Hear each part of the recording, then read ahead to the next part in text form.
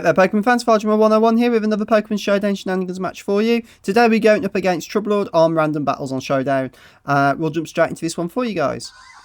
So we're going to open up with our Carabrink, and he is going to open up with a Hunter, so possibly the worst opening for us ever.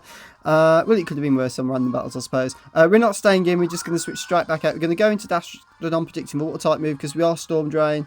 In fact, he does go for a Cell Smash, so that's not great news for us. But thankfully, Gastrodon does have Clear Smog. And for some reason, actually, he does go for Waterfall that turn, so he obviously didn't realise that this thing gets Storm Drain. So that's a nice attack boost for us as we go for a Toxic and miss, which is annoying. Because I really just wanted to put this thing on the timer now. Ice Beam comes through, does 43%. Neutral because of the water typing. Toxic finally lands on this blooming Huntail. So Gastrodon there really putting in some work for us. We get our Lefty's recovery. This thing's now on the timer, which isn't a bad place to go. We're actually just going to... He's going to Cell Smash again to get to +3.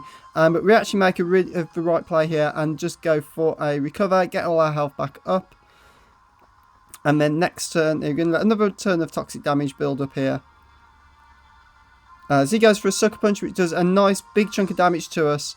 At +3 would do, but we're just going to clear Smog him up now, get rid of all those stats boosts, which is great news for us. So good play on our part there, dropping this thing back down to virtually worthless nothing. Toxic is going to damage Wreck Up. He's going to go for an Ice Beam, which isn't going to do too much now. He's lost all his attack boost, which enables us just to go for a recover here and just start stalling this Toxic Poison out for us. So Gastrodon is one of those mons where you don't see it very often, but it's such a good mon competitively. It really, really does. My friend Matt runs one, and it just destroys lives, particularly in doubles. It's brilliant to partner up with. We're going to see Celebi come out here. We know it's got a grass move, so we aren't hanging around. We're switching straight out, because that'd be ×4. And we'll go out into Malamar, because it got knockoff. We're going to see Nasty Plot here from the Onion Fairy. We're just going to click knockoff here and do as much damage as we can. Leaf Storm is going to connect and nearly one-shot us. I was surprised how much that did, even after the Nasty Plot. But knockoff is going to come through, connect and nearly pick up the KO. We're going to knock off its leftovers, so this Celebi's nearly dead. Didn't really see much point switching Malamar out into something else at that point because he was gone anyway. We got no priority, so we couldn't have Sucker Punched or anything, just pick up the KO, unfortunately. So we can go out into Sceptile. We can hit our Mega Evolution. We should outspeed this thing, I believe, and just straight up. Yeah, so we're just going to EQ, just be on the safe side. You're going to see Celebi's just going to drop down just to pick up the KO on that thing there and kill it. We see Ho-Ho come in. That's not good news for our Sceptile. So we cannot stay in here. So we're just going to go straight back out into Carabrink. Who is going to have to take a Brave Bird, but it is resisted. Now we see a Ho-Ho getting Rocks Up. Seems like the best possible play for us. So we're going to get Rocks Up, I believe, this turn. Expecting him to switch. So we see he does switch out and goes out into the Venusaur. So Venusaur is a massive problem for our team. It literally hits everything I've got. We do get Rocks Up though, so it's great news for us if the Ho-Ho wants to come back in. We see Mega Venusaur come through, so this thing was a major pain in the arse for us. It hits everything on my team for super effective. So I wasn't 100% sure how we were going to deal with it. It puts Carabrink to sleep. You can only put one of us to sleep once though, so we're going to see Sludge Bomb come through. Does a decent amount of damage, but not absolute butt ton, which is, we can live a couple of those. But we can actually switch out. It means he won't be able to put anything else to sleep. We'll go out into Scrafty. I was really debating how I was going to shut this thing down. We're going to see Leech Seek come through. I don't think Sceptile can 1v1 it when it's at full health, so my plan there was to get as much damage off as possible with Scrafty, although we hadn't really got anything that could hit it particularly well, and then hopefully bring Sceptile into outspeed and finish the job off. So we're going to get a Dragon Dance up here, so we're +1.5, +1.5. Leech Seed is going to kick in. I've literally only got High Jump Kick, that was my only attacking move. It does... Yeah, takes it down to 69. Sludge Bomb is going to connect, and with Leech Seed that is going to KO Scrafty, unfortunately. Venusaur is back up to 73, but at least we've got some damage off, which does mean potentially we might be able to deal with it now, at least a little bit better than we were. So we'll go back out into Sceptile. So obviously, Sludge Bomb is such an obvious play on his part here.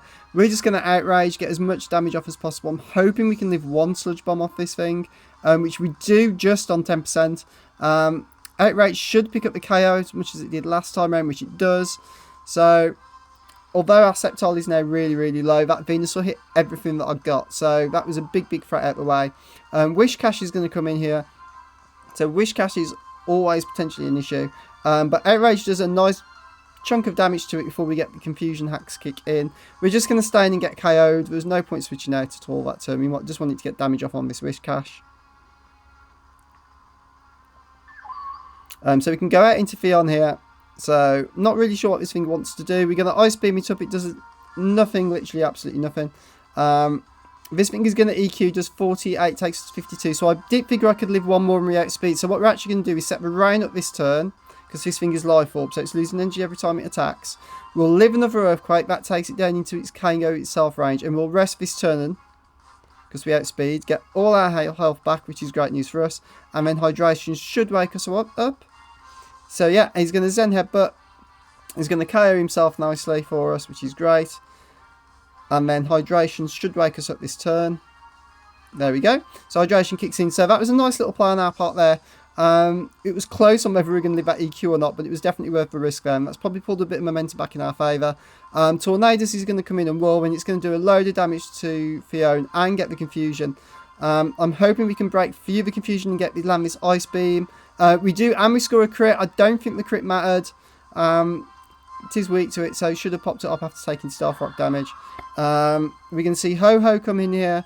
Part of the reason I wanted to get Rocks up was due to this thing, so Rocks coming in clutch in the late part of this game. Fiona is going to hurt itself in confusion. Ho-Ho is just going to Brave Bird, but it is going to take Stealth Rock and Brave Bird damage there. So we can just now go straight out into Gastrodon, who can pretty much war Ho-Ho if we need it to. So health-wise, we're not in the back place at all. We're going to see the Roost from this thing, which is absolutely fine. Kind of predictive out, just went for a Scald. Scalding the range should do a nice big chunk of damage. So it's definitely a 2-hit KO. He's going to Brave Bird, that's going to bring our health down to 25%. But that's GG right there for us as Scorp picks up the KO from the Gastrodon. So, really interesting teams there. We were on a bit of a back foot. A couple of those plays, particularly the Fiona Rain Dance Rest play, came in really clutch to pulling that match back up for us. Gastrodon is such a good underused mod. I say to you guys out there, if you've never used one, go catch one, train it up, and definitely give it a blast. It's really, really good fun. Works really well in doubles as well through support, so definitely worth checking it out. Hope you enjoyed that one, guys. Make sure you hit that like button if you did. Leave any comments in the comment sections down below, and I'll try to answer each and every one of you. And if I don't see you around, I will see you on Battlespot. Take care for now. Bye.